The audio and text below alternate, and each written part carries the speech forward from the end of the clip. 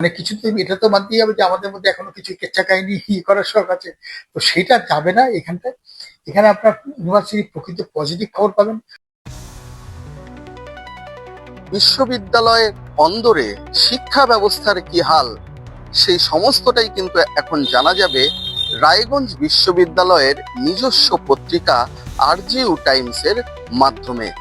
রায়গঞ্জ বিশ্ববিদ্যালয়ের উপাচার্য তিনি কিন্তু দাবি করছেন বিশ্ববিদ্যালয়ের শিক্ষা সংক্রান্ত সমস্ত তথ্যই জানা যাবে এই আরজিইউ টাইমসের মধ্য দিয়ে। এখন প্রতি 3 মাসে একবার এই পত্রিকা প্রকাশিত হবে।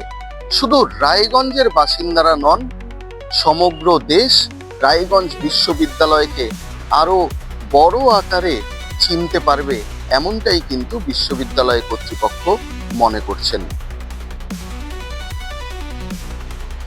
আর্য টাইমস হচ্ছে, আমি যখন এখানে দায়িত্ববান নেই এই রায়গঞ্জ বিশ্ববিদ্যালয়ের উপাচার্য হিসেবে, তার আগে থেকেই আমার মাথার মধ্যে একটা ছিল যে একটা নিউজ লেটার আমরা বের করবো, তাতেই এক্সক্লুসিভলি রায়গঞ্জ বিশ্ববিদ্যালয়ের যে খবরগুলো হয়, দৈনন্দিন কিছু কিছু খবর বেরোয়, যেমন কিছু কনফারেন্স হচ্ছে, ওয়ার্কশপ হচ্ছে, সেমিনার হচ্ছে, খেলাধুলা হচ্ছে, বা নতুন কোনো সাইন্টিফিক ইনভেনশন হচ্ছে, সেগুলো যদি আমরা মানুষকে জানাতে পারি, হাইলাইট করতে পারি, এবং সমস্ত ইউনিভার্সিটি এবং বাইরের মানুষরাও আমরা হোয়াটসঅ্যাপ এবং ফেসবুকের মাধ্যমে যাতে সবাইকে জানানো যায়, এই প্রচেষ্টা আমার ছিল।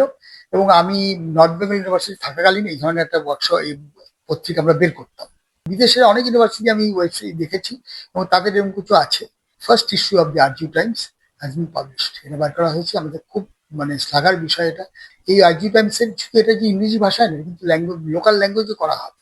কারণ আমাদের বর্তমান রাজ্য সরকার চান যে আমরা বাংলা এবং আরো যেসব লোকাল ল্যাঙ্গুয়েজ, যেমন ধরো রাজবংশী, নেপালি, কামতাপুরি, এইসব যে ভাষাগুলো আছে, সেই সব ভাষায় যাতে করা হয়, তার জন্য একটা প্ল্যাটফর্ম দরকার। তো তা আমরা এই যে পত্রিকাটা, সেটা হচ্ছে মাল্টিলিঙ্গুয়াল পত্রিকা হচ্ছে, এবং এই পত্রিকাতে দেশীয় ভাষাতেও যেমন প্রকাশ করা যাবে, তেমনি ইংরেজিতে থাকবে, এবং পার্টিকুলার ইউনিভার্সিটির হাইলাইটস থাকবে, শহরের খবর থাকবে, এবং নতুন যে সরকার যেসব নতুন দিশা দেখাচ্ছে, সেই দিশা মানুষকে পৌঁছে দিতেও সাহায্য করবে।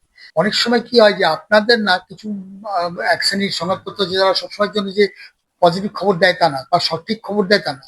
মানে কিছু তো এটা তো মানতেই হবে যে আমাদের মধ্যে এখনো কিছু কেচ্চা কাহিনী করার শখ আছে। তো সেটা যাবে না এখানটায়। এখানে আপনার ইউনিভার্সিটির প্রকৃত পজিটিভ খবর পাবেন।